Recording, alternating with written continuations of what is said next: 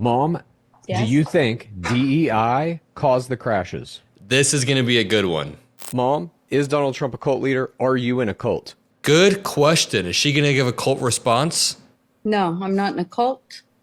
I want to make our country better than it has. Definitely, she's in a cult. She's in a cult. All right, I want to show you guys this dude who is debating both his MAGA mom and his MAGA dad, relentlessly trying to fact check them. And it's like Sisyphus trying to roll the boulder up a hill, but he's good at it. He's incredibly good at trying to get through to his parents, and I think it's worth shining some light on this TikTok account named The Necessary Conversation. Now, I'll link it in the description below, but I want to watch a few of my favorite videos from the account. There's one about the transgender/transgenic mice. There's one about DEI plane crashes. We have one here about Ukraine. There's a lot of very interesting conversations to be had here, and it kind of reminds me of ones that I've had with certain people in my life, and I think you guys will be able to relate as well. So let's jump in with the transgender mice.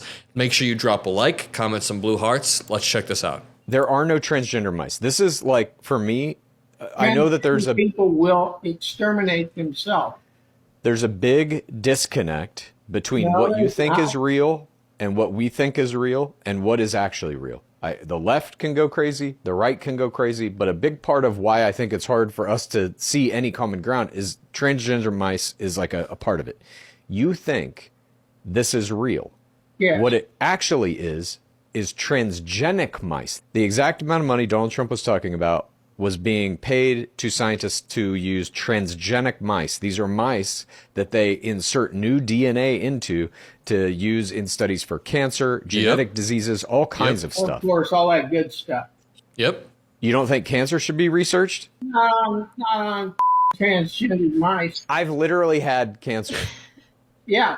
Oh, now don't play the cancer. So that $500,000 they donated to some mouse research really saved your deal, didn't it? They said don't play the cancer card, but the thing is, I mean, how do you break somebody out of a bubble when they're so trapped, when they're so locked in a media ecosystem?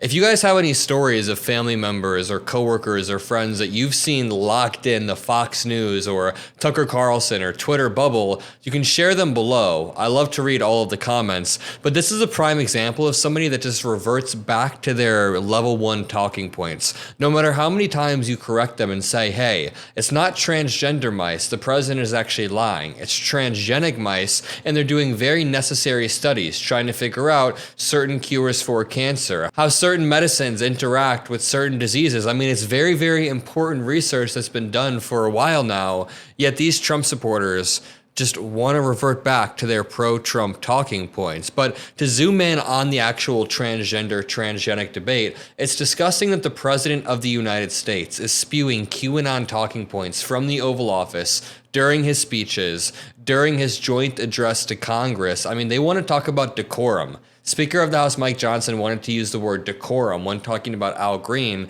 Decorum would be having any amount of respect for the truth. Let's move on to this talking point about DEI plane crashes. I found this one to be incredibly interesting. Mom, do you think DEI caused the crashes?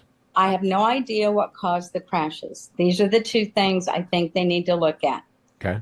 Pilot error, of course. Yep. And not enough people in the control tower. Right. Well, Trump fired a bunch of people in charge of making sure there are enough people in the control tower. And Biden probably placed people in there that weren't supposed to be. Okay, so you do think it was DEI? I think part of it might have been, yes. Okay. Dad, do you think it's DEI? 100%. All right. You don't and I think it was intentional. At first. Intentional? Yes. Who do you think did that intentionally? The pilots? Yes. They killed themselves. Yes. Not them. She. Okay. When we first watched it. Who was flying the Black Hawk helicopter? A woman. The woman. Who was flying the airplane? I don't know. Pilots, but they had nothing to do with it. The woman took a head-on collision course into the airplane on purpose. I mean, again, how do you break somebody out of their reality? How do you break somebody out of their media bubble? It's a really tough question, and it would require a complete rewiring of the information they consume on a day-to-day basis. This is a really interesting case study of arguing with your parents. I mean, my parents and I agree on a lot of stuff. They aren't really far gone at all, that they agree with me on most things. But it's interesting to see. I've had these arguments with friends from high school, and no matter how many times you correct them, they just revert back to the mean, and their mean is just a conspiracy theory. Watch this one regarding Ukraine. Dad, who started the war in Ukraine? Zelensky started the war so that he could clean up. Okay. How did he start it, Dad? I'm curious what you think. What was the first action he took to start the war? He went and got all those missiles and shit from the United States of America and prompted Moscow to defend itself. By invading his country? No, he had already started the invasion behind the curtain.